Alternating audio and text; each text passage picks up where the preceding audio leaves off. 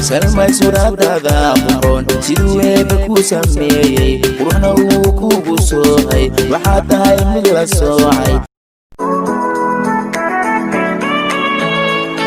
kulanti wanaagsan daawadayaal ku soo dhawaada channelka Salma Vlog and Entertainment. haddaad nagu cusub tahay subscribe dhee qaybta gaduudan ku dhufo isla markaana furo meesha gambaleelka ah si aad noola socoto oo aan muuqaalada aan soo gelin doono ay kuugu soo hordhacaan insha Allah. qisadan ayaa wiilka nooga waramay ee aan Fuaad u bixinay waxa uu leeyahay waxaan gabadhan isku fasal ahayn in muddo waxay ahayd mid soo jiidasho leh dabeecad iyo dadnimo Rabbi baa ku galladay waxaan uga baahdaba waan ka heli jiray oo caawinaad ah waxa aanu markii dambe noqonay dad asxaab ah oo aad isugu soo dhawaaday wuxuu wiilkan ka waramayaa taariikhda fog iyo saameynteeda laakiin isku bedeshay in jacayl uu abuurmo taasi oo wiilkana uu yiri waxa ay ii noqotay gabadha wehel ii dhow isla markaana aan markasta ku dhaadan jiray wiilkan Fuaad ah ayaa saaxiibtiisa uu jeclaaday ee ahayd Filson uu sheegay in markasta uu ka heli jiray dadnimada iyo dareenka dadka kale wax kaga duwan aadna ay isku ahaayeen kuwa qalbigoodu isku dhibcay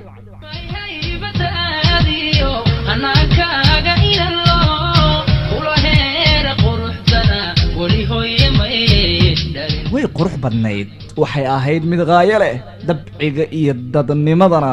dadka Rabbi waa u kala duway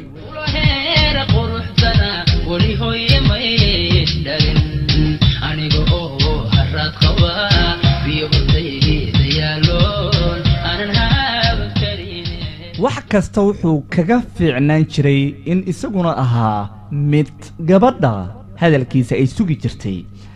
waxay wax socdaanba markan waxa loo gudageli doonaa waxbarashadii maadaama ay gabagabo u ahayd in la daraaseeyo nolosha iyo mustaqbalka iyo sida xaaladdu ay ahaan doonto ilaahay idinkii farxad iyo murugo waxay noqoto dib baad ka ogaan doontaane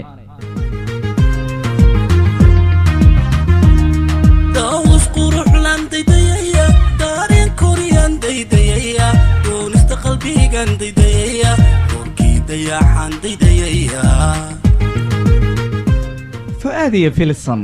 waxay ahaayeen kuwa lagaga dayin jiray heerkooda iyo sida jacaylkooda dhab kaga ahaa midba midka kale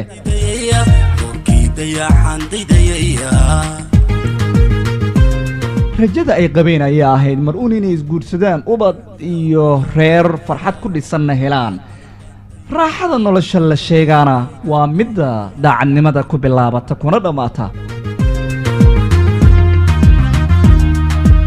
dunida quraan daydaya dulqaad badan baan daydaya habibki naftaydan daydaya doorkii hablahan daydaya waxa soo dhan wuxuu kaga farxin jiray oo uu kali kaga dhigay gabadhaas in iyada ma ahan mid kale uusan la kulmi doonin oo uu maaragtay iyada ku koobi doono insha Allah marka waana ay dhacday guurkii iyo heerkii maxaa dhacay indhaheeda ifka daarade arageeda an ideeqade arageedana xigmad weeyane kama maarme kama kale indhaheeda aroos ayaa loo gelgimay waxay gaareen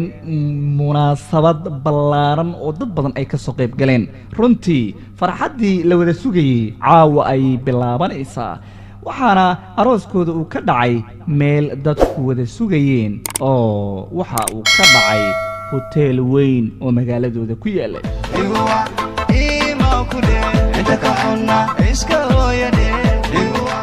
wiilal badan ayaa gabadhaas raadin jiray laakiin calafkiisa waxay noqonaysaa Filson markan wiilkii Fuaad ahaa oo ay dunta isku xirteen ada iimaan samaanta waliba asal dhalad wanaaga ada iimaan samaanta waliba asal dhalad wanaaga firka ulaha saraynta ulaha saray waalidka wiilka ayaa laba qof oo muhiim ahayd ka maqnayd waana hooyadii iyo aabii labaduba waxay jireen dalka dibaddiisa laakiin qalbiga ayay kala faraxsanaayeen wiilkooda arooskiisa gabadha ayaa ilmaysay oo ilinta ka qubatay aqalgalkeedii oo farxad darteed iscelin weysay guri qurux badan ayuu u dhigay reerka ku dhisma nolosha macaanida dhabta ahna waa kaga duwan yahay kuwa kale ee sida caadiinta la isugu daro ama iyaguba iskeensadaan aliweeye dahabiya qorqorananta oogada uraysweeye loo gogay waqof qaaliyo shidan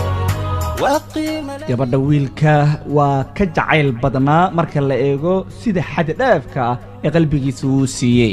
waxaasoo dhan waxa ay ku ilaawi doontaa nolosha macaan rabbi baa ku qalqay labadoodaba in ay dareenkooda midba midka kale u hibeeyo daacadnimo iyada oo leh waxaasoo idil waxaa kaga fiicnaaday in meeshii yimid ubad waxaana ay ku curteen gabar Sumaye loogu magac dari doono waxaas oo dhan oo dhacayana waalidka gabadha ayaa waxa ay ahaayeen kuwo farxaddii bilowga ahayd markii dambe dhinac kale u diga rogta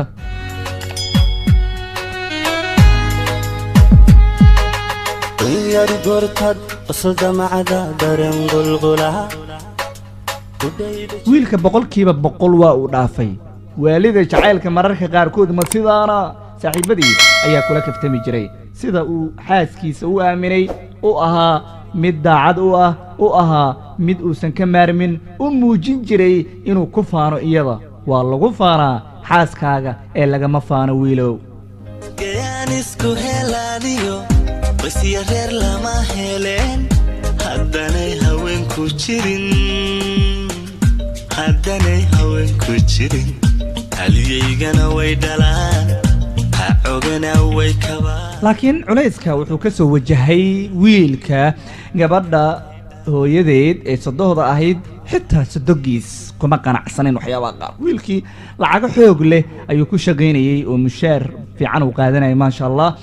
waxaasoo dhan waxaa kaga sii darnayd waalidkiis wiilka hooyadiisa iyo aabihiisa qurbaha deganaa lacago waali ah ayaa loo soo diri jiray markaas ayay istuseen in lacagaha wiilka laga daldalo soo diro waxaa lagu xujeyn jiray in lacago xaddhaafa la weydiiyo iyadoo markii dambe ay sabab ka dhigtay in wiilkii culayskaas la saaray wixii la weydiiyeyba uu u bixin jiray lagu soo farageliyo nolosha gurigiisa iyo weliba Sumaye iyo hooyadeed Filson muxuu yiri jacayl quruxu lahu anqisas qisas lahayn dabti ku qirtay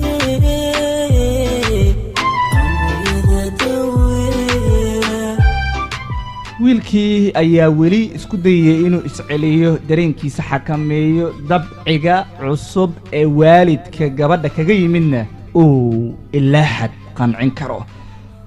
waxaasoo dhan waxaa la yidhi sabarka badan waa sibir oo kale sibirkana qofka yaqaana waa og yahay waa qaraar saas la ajlageed wiilkii waa laga badbadiyey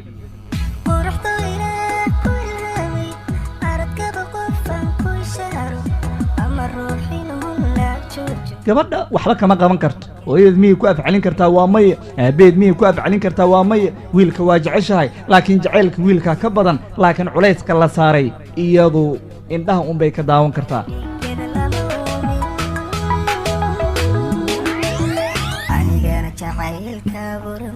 gabagabadii wiilkii waxaa hooyadii uu la wadaagay culayska la saaray waxa ay isku dayda hooyadiis weli ilaa xad waxaa la isku dayayaa in xal laga gaaro culayska wiilkeeda uu wajahayo balse waalidka gabadha Filson dhalay ee hooyo iyo aabe ayaa u arkay il dhaqaale oo ay ka heli karaan wiilkaas maadaama lacaga mushaaraad fiican ku shaqayn jiray lacagta keen uu lagu hayo iyadoo mamarsiyo meelo kale lagaga samaynayo laakiin weli ma joogsan dhibtii inay ku laba jibaaranta mooyaane حتى بني آدم هلاي بشاشوي فرفورا wuxuu ku haminayay inuu nolol fiican ku noolaado wuxuu islahaa wax waliba ku ilaawi doontaa iyo cidilada iyo wehel la'aanta filsantaada caashaqa laakiin waxaasoo dhan naxariista uu galay jacaylka uu helay guusha uu gaaray waxaa halbacaad lagu lisa kaga dhigay sodogiis iyo sodohdiis حتى بقول جير فرحين بقراني الدنيا ذي حتى بقول جير فرحين بقراني الدنيا ذي هذا يبقاني قلبي قبل تهيلك waxaas oo ay dhacayeenba ugu dambeyntii waxay dhacday in gabadhii iyo wiilkii kala tag uu ku dhaco ka xumi runtii aniga laakiin waxaasoo dhan ma lagu ilaawi karaa jacaylkii farxaddii macaanidii iyo sumaya oo rabbi ku qalqay wiilkii iyo gabadhii waa kala daayeen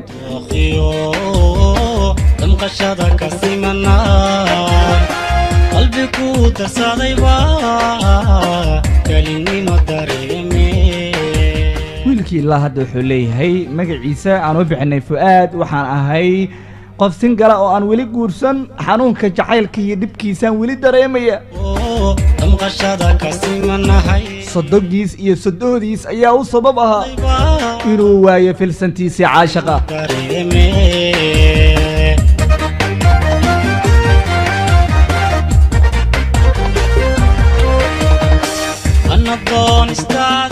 qiyaaliga jacaylka mararka qaarkood meherkaas buu gaaraa qalbiga oo la jabiyo maxay waalidiinta qaarkood ugu qoslaan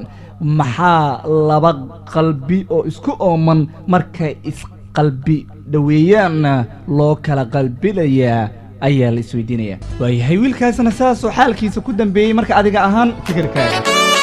gudaana daawadayla intaasaynu kusoo gabagabaynaynaa muuqaalkan oo aad ka daawanayseen janalka Salma Vlog and Entertainment intaan muuqaalkan mid lamida isku arki doonno sidaas iyo nabadgelyo